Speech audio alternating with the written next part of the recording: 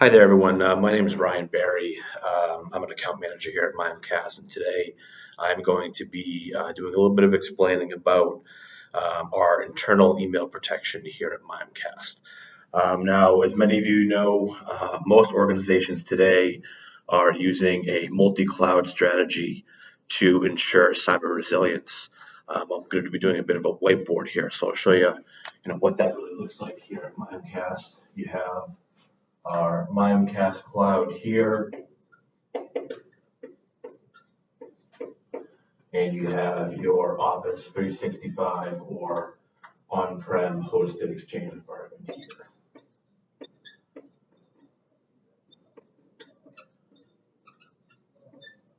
And as all you know, how this is currently being run is, basically we help here to ensure cyber resilience, both with inbound mail and outbound mail.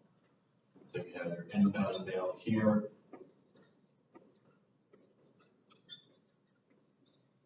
And your outbound mail here.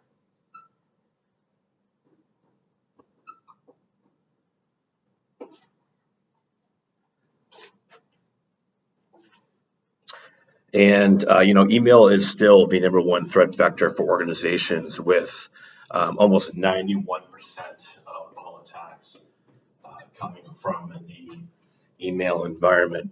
All this, obviously originating from email.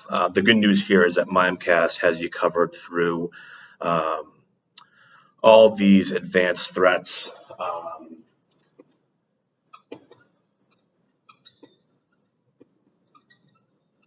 And through our security operations center here at Mimecast. So you have your Mimecast Security Operations Center, also protecting you from these sort of attacks here. To keep all customers up to date and protected, Mimecast also has you covered on your outbound traffic by running DLP checks to assist with any sort of data leak prevention, internal and mandated compliance needs. Typically, this represents about 60% of your total email traffic. Now, Mimecast has over 30,000 customers. I'll draw this here for you. 30,000 customers, and we process millions and millions of emails per day. So here represents some internal users.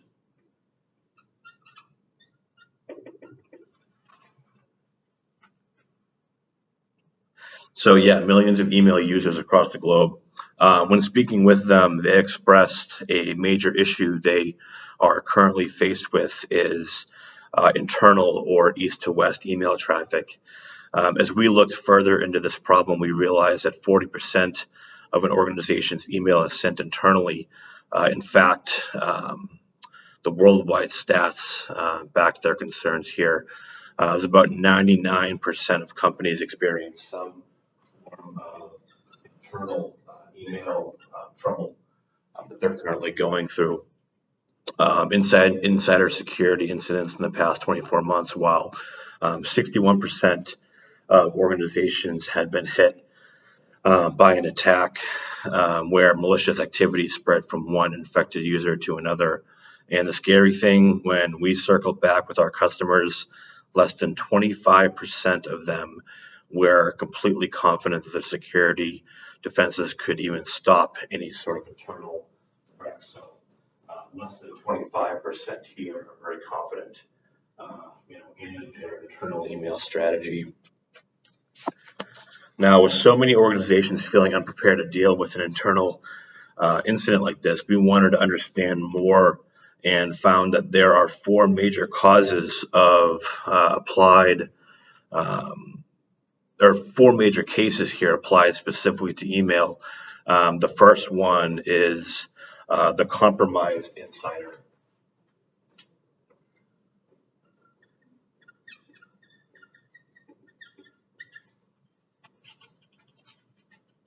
Now, a compromised insider, this is a user that has had their email credentials stolen or harvested by an attacker coming from the outside.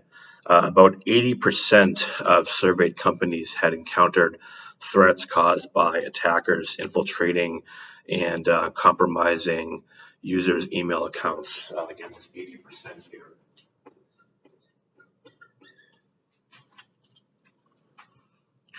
The scary thing here, there are multiple sources that estimate that while some incidents are apparent immediately, on average, it is 225 days that it takes before an organization realizes they are compromised. Imagine the damage that can occur in that length of time. So again, 225 days that it takes for them to understand that. Now, the second insider problem here is the careless insider.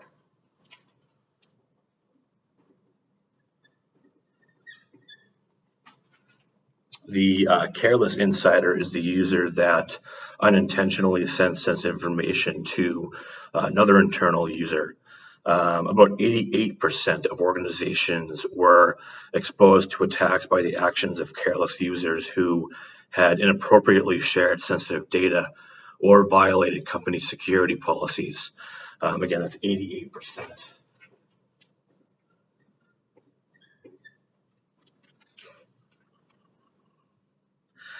And about 31% of organizations said that a member of their C-suite shared sensitive information to the wrong person in the last 6 months.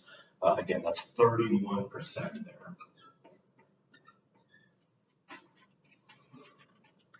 Now, this isn't limited to mistakenly oversharing. If your users have access to Box, Dropbox, or Gmail, Dropbox, anything coming to the internal user here, Gmail, Dropbox,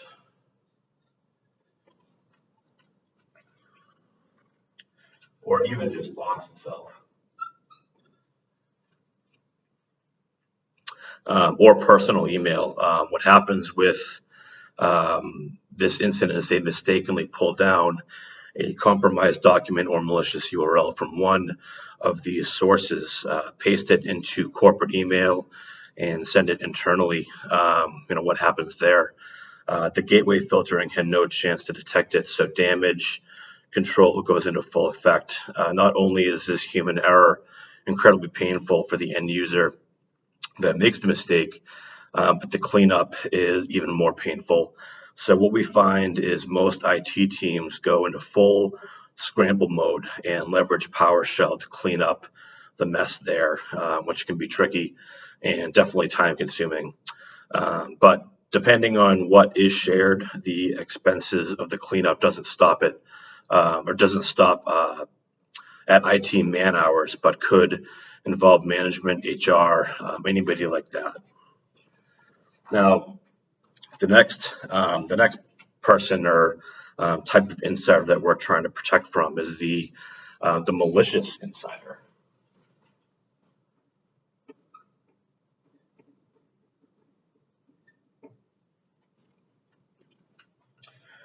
A malicious insider is a user that has caused an incident or attack to the organization they work for intentionally.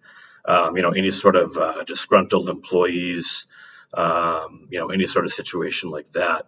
While it is assumed by many that these occurrences are rare, actually 70% of organizations have been exposed to attacks caused by users who intentionally caused harm. So again, that's 70%.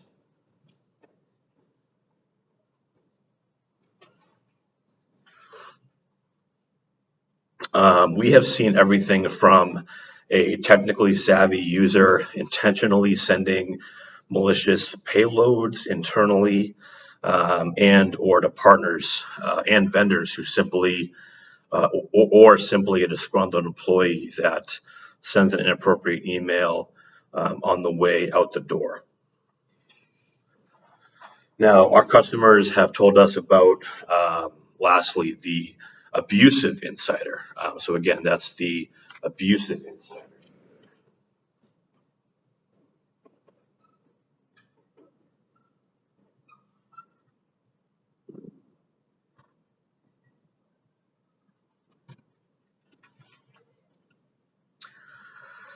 This is a user that either intentionally or unknowingly breaks internal policy or code of conduct. As we had more and more conversations with IT leaders, they told us about some challenging incidents of employees either oversharing information with coworkers, using an inappropriate or abusive language, or breaking other HR or compliance-based policies. Some of these incidents are intentional, but others could have been controlled or stopped before the user took it too far here. Now, obviously, as you can see, this paints a pretty horrific picture with both, hard and soft damages and costs ranging from thousands to millions of dollars. But what if you could simply set up a journal connector?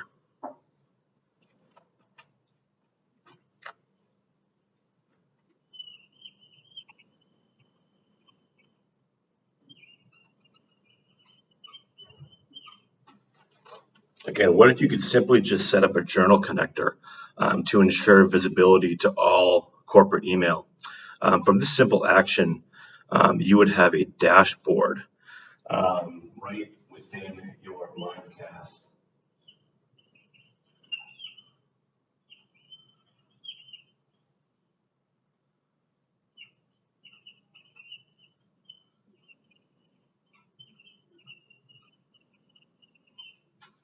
A threat dashboard that would not only give you the power to remediate messages, all email protected, but provides a malware origin heat map um, to top hashes, at risk users, and the ability to search for specific threats. So again, all email will be protected.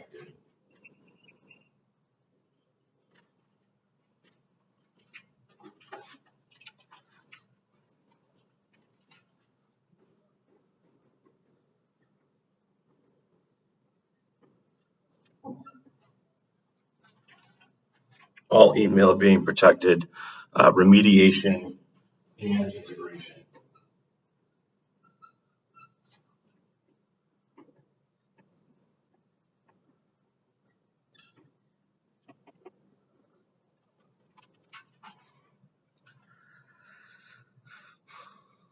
You would be able to apply your current and newly created internal DLP policies to internal and external email traffic to proactively prevent incidents, um, as well as have the ability to remediate messages in the case a user um, does become compromised, makes a mistake, or is acting out.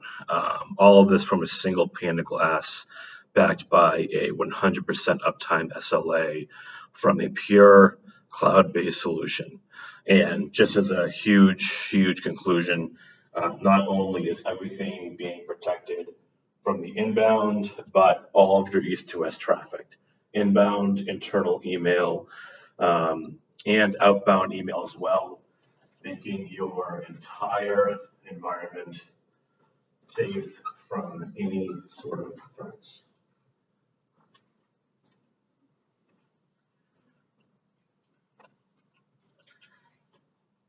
That concludes this whiteboard on internal email protection. Thank you very much for taking the time, and Happy New Year.